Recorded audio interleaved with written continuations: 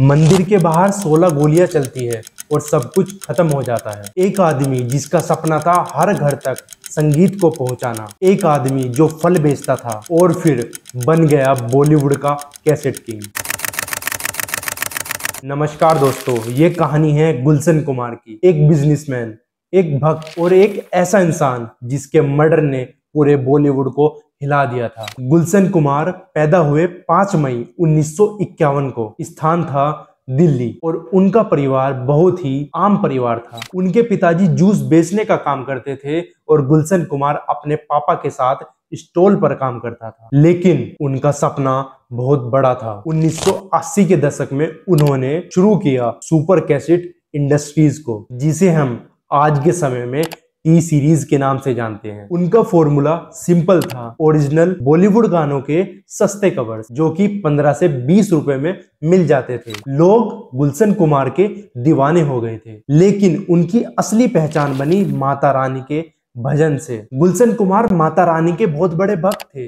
वो रोजाना मंदिर जाते थे। वो खुलकर बोलते थे कि मैं हिंदू हूँ और वो हिंदू धर्म का प्रचार करते थे। धीरे धीरे गुलशन कुमार एक म्यूजिक प्रोड्यूसर नहीं, पावर हाउस बन चुके थे। म्यूजिक इंडस्ट्री में उनका दबदबा बन गया था। लेकिन जहां पैसा होता है, अंडरवर्ल्ड भी वहीं होता है। 1990 के दशक में अंडरवर्ल्ड ने मुंबई में अपनी धाक जमा ली थी। पूरे बॉलीवुड पर अंडरवर्ल्ड का कब्जा हो गया था। अंडरवर्ल्ड के लोग प्रोड्यूसर से, डायरेक्टर से, एक्टर से हफ्ता मांगा करते थे और जो हफ्ता नहीं देता था तो उसके साथ बहुत बुरा किया जाता था। अंडरवर्ल्ड की नजरें गुलशन कुमार पर थी। फिर एक दिन गुलशन कुमार को फोन आता है। फोन पर होता है अब्बू सलीम, दाऊद इब्राहिम का राइट हैंड। अब्बू सलीम गुलशन कुमार से 10 करोड़ की फिरौती मांगता है। गुलशन कुमार ने बहुत ही बहादुरी से जवाब दिया कि मैं तुम्हें एक फूटी कौड़ी तक नहीं दूंगा, मैं ये पैसे अपने भगवान की सेवा में लगाऊंगा। और यही बात उनके मौत का कारण बन गई थी। 12 अगस्त 1957 सुबह का वक्त था। गुलशन कुमार जी रोजाना की तरह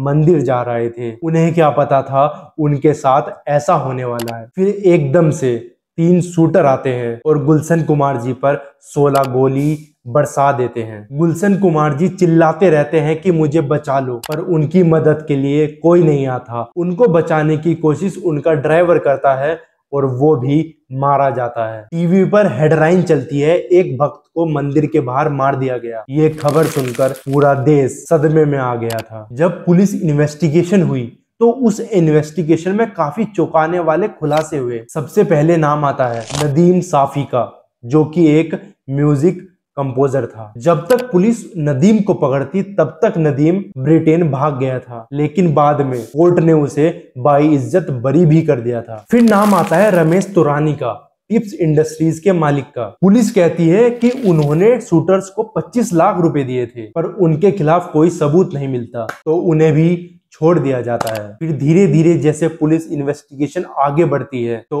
असली कातिल का पता चलता है और उस शूटर का नाम होता है अब्दुल रियाज दाऊद मर्चेंट, जो कि दाऊद इब्राहिम के गैंग का मेंबर था। 2001 में अब्दुल को कोलकाता से पकड़ा जाता है। फिर 2002 में मुंबई हाई कोर्ट उसे उम्र कैद की सजा सुनाती है। लेकिन कहानी यहीं खत्म नहीं होती। 2009 में वो बेल पर बाहर आता है और फिर भाग जाता है। ये सब पूरे सिस्टम का फेलियर था। आखिर वो भागा कैसे? और फिर कई सालों बाद 2016 में वो बांग्लादेश से पकड़ा जाता है और भारत लाया जाता है। और 2021 में बॉम्बे हाई कोर्ट उसकी उम्र कैद को रोक देती है। इस केस में 26 लोगों को चार्ज किया गया था, लेकिन उनमें से सिर्फ और सिर्फ एक व्यक्ति को ही सजा मिली थी। ये सब हमारे सिस्टम के फेलियर को दिखाता है, क्योंकि पहले वो पकड़ा जाता है, फिर उसे उम्र कैद की सजा मिलती है, फिर उसे बेल मिलती है, फिर वो भाग जाता है, फिर कई सालों बाद वो दोबारा पकड़ा जाता है, फिर उसे भारत लाया जाता है और फिर उसकी उम्र कैद को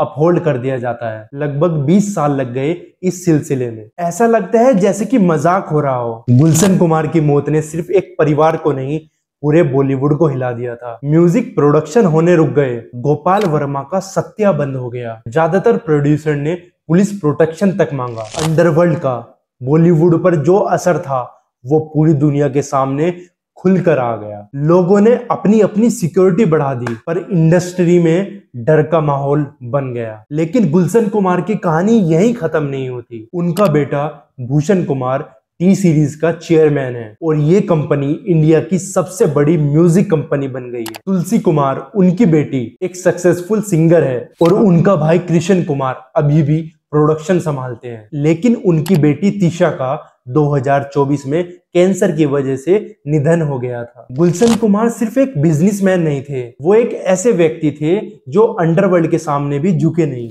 उनकी मौत ने इंडस्ट्री को नंगा कर दिया, लेकिन उनकी लेगेसी आज भी जिंदा है। टी सीरीज की हर धुन में, हर भजन में, हर ब्लॉकबस्टर में आज भी गुलशन कुमार जी का सपना बजता है। तो ये था गुलशन कुमार जी का मर्डर केस, एक ऐसी कहानी जिसमें संगीत भी था और मौत भी थी। अगर आपको ये कहानी अच्छी लगी हो तो कमेंट करके अपने अपने विचार जरूर रखना और सब्सक्राइब करें हमारे चैनल को, क्योंकि हम ऐसी ही सच्ची कहानियां लाते रहते हैं।